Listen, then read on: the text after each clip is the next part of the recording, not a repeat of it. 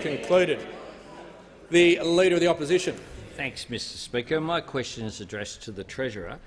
Does the Household Income and Labour Dynamics in Australia survey released today show that Australians are better off or worse off than in 2013?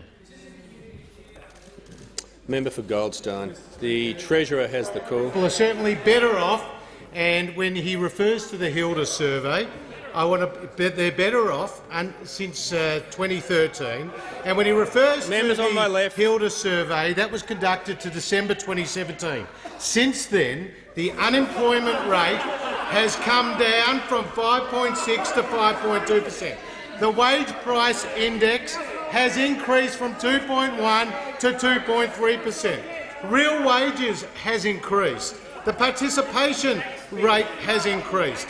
And the ABS Household Income and Wealth Survey released earlier this month, which takes into account the full 2017-18 year, shows that real median household disposable incomes have increased by over $2,000 per year compared to 2007-8, Mr Speaker.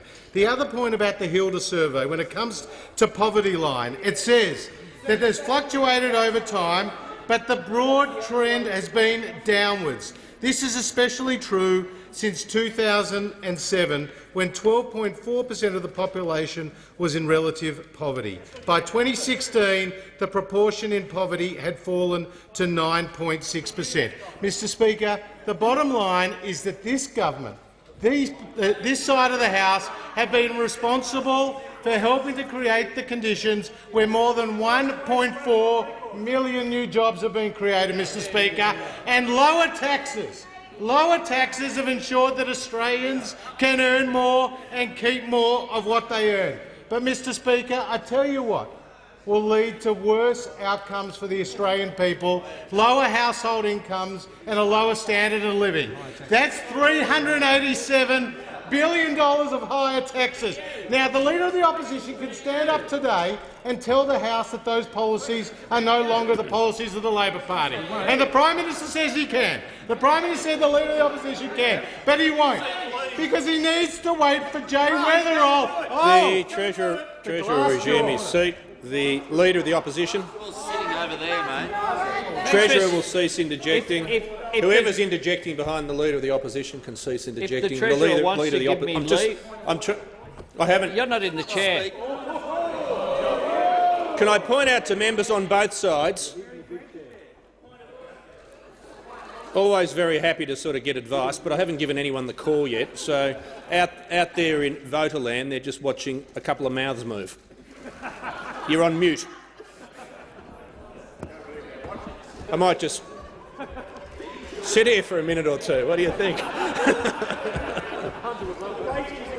That's right. Sell some ad space.